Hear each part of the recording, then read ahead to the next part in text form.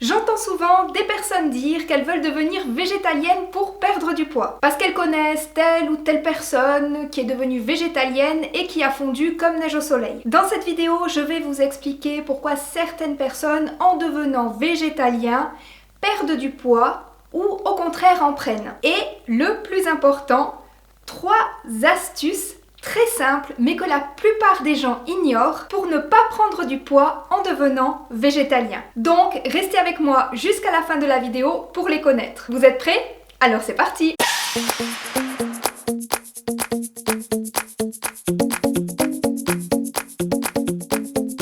Est-ce qu'on perd du poids en arrêtant de manger des produits qui proviennent des animaux?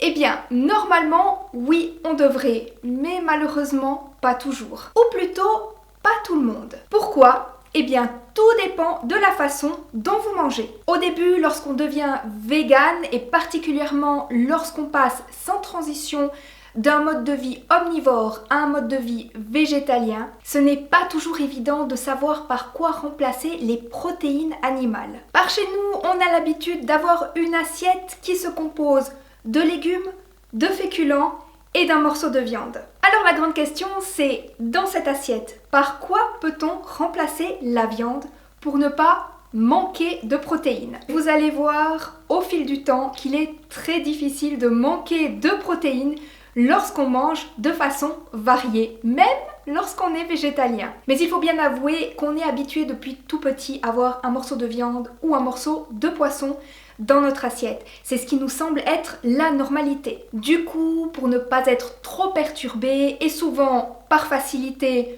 ou par manque de temps, on va se tourner vers des substituts de viande comme des steaks végétaux ou des tranches panées végétales. Le problème, c'est que ce sont des produits ultra transformés et qui sont même souvent très gras parce qu'ils sont pré-frits. Pas du bon gras évidemment, ici vous pouvez oublier les oméga 3.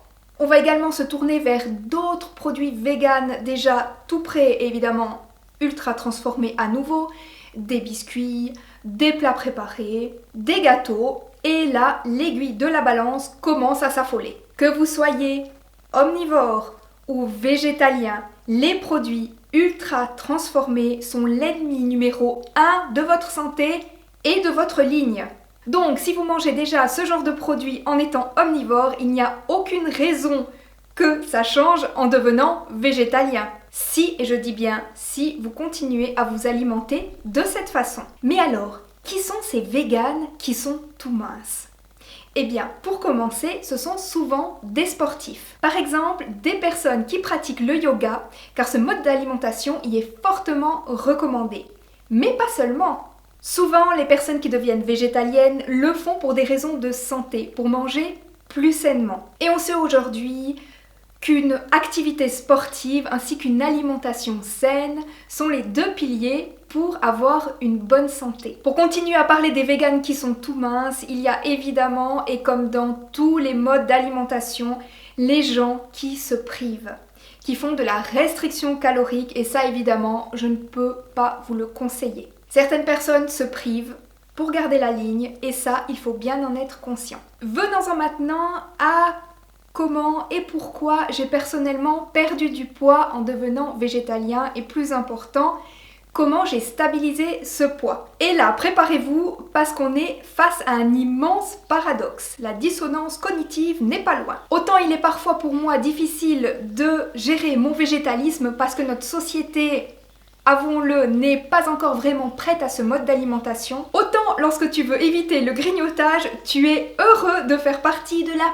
petite partie de la population qui est végane. Je m'explique. Lorsque je suis au travail et que mes collègues amènent des petites choses à grignoter, alors ils sont adorables, hein, des bonbons, des chocolats, des biscuits, dans 90% des cas, toutes ces petites choses ne sont pas véganes, ce qui veut dire que je n'en mange pas. Par contre, j'amène moi-même de mon côté des encas véganes, du chocolat à plus de 70% de cacao, des fruits, des oléagineux, des fruits secs qui sont des encas sains.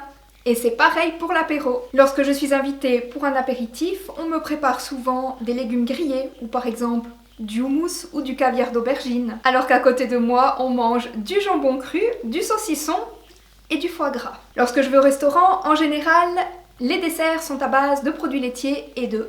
Donc, pas de dessert. Au bout du compte, c'est très logique. Je ne mange plus d'animaux, donc je ne mange plus de graisse animale, qui sont des acides gras saturés, qui sont très mauvais pour votre ligne et pour votre santé surtout. Attention, je ne dis pas qu'il faut bannir le gras de votre alimentation, surtout pas.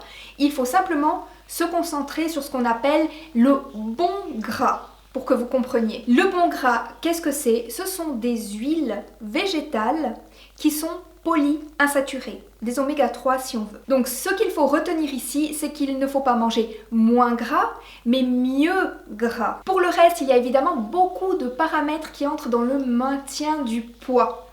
Mais ici, je peux déjà vous donner 3 conseils. Le premier, vous vous en doutez avec tout ce que je vous ai dit auparavant, c'est de bannir les produits ultra transformés de votre alimentation, substituts de viande ou autres. Si vous êtes omnivore, ce conseil vaut aussi pour vous. Alors je ne dis pas qu'il ne faut jamais faire d'écart, mais essayez simplement de réduire ces écarts au strict minimum. Ceci va impliquer que vous passiez un peu plus de temps derrière les fourneaux, il n'y a pas de miracle non plus, mais avec un petit peu d'organisation, vous verrez qu'au final, c'est très simple. Comme je le dis souvent, quand on change d'alimentation, ça prend du temps. Ça prend du temps de s'y habituer, ça prend du temps à avoir des bons réflexes et à s'organiser. Il faut laisser du temps à votre corps, il faut vous laisser du temps. On passe donc tout naturellement au deuxième conseil, qui est de faire une transition douce vers le flexitarisme, puis le végétarisme, puis le végétalisme. C'est ce que je propose en consultation dans mon cabinet. J'accompagne les gens pour qu'ils changent progressivement leurs habitudes afin de ne pas stresser le corps, mais également l'esprit. La perte de poids, comme la santé, est une démarche holistique.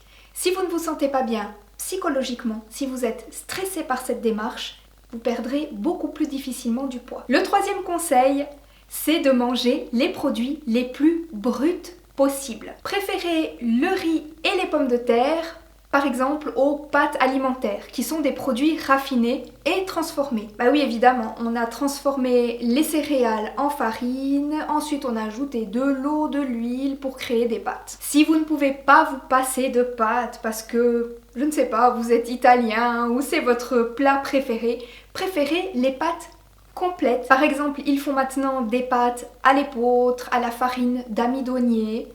Bref, prenez des pâtes complètes, des pâtes qui ont été faites à base de farine qui n'a pas été raffinée. Ou alors les pâtes de riz, ça c'est parfait. Comme mangent les Chinois, les Thaïlandais, vous savez les gens qui sont tout minces. Plus vous mangerez brut, moins le produit aura été dégradé. Si vous cuisinez des produits bruts vous-même, vous saurez exactement ce que vous ingérez. Et en plus, vous pourrez les enrichir pour les rendre encore meilleurs pour votre santé. Ne nous le cachons pas, la transition vers une alimentation végétalienne n'est pas facile. On peut vite se décourager, surtout si on passe trop brutalement d'un mode alimentaire à un autre. C'est pourquoi il faudrait évidemment se faire accompagner pour éviter les carences, pour savoir quoi et comment manger. C'est également une très bonne occasion de rééquilibrer son assiette et de prendre de bonnes habitudes. En conclusion, et pour résumer, si actuellement vous êtes au-dessus de votre poids de forme, vous avez toutes les chances de perdre un peu, voire beaucoup de poids en devenant végétalien. Mais comme nous l'avons vu,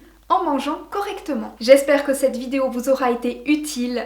Si c'est le cas, n'hésitez pas, comme d'habitude, à me laisser un petit pouce en l'air. Je vous invite à me poser vos questions en commentaire, je réponds à toutes les questions. Et surtout, n'oubliez pas de vous abonner à ma chaîne et d'activer les notifications au moyen de la petite cloche. Vous serez ainsi informé de toutes les vidéos que je sors et qui concernent la santé, la nutrition et la perte de poids. Via Felicia à tous!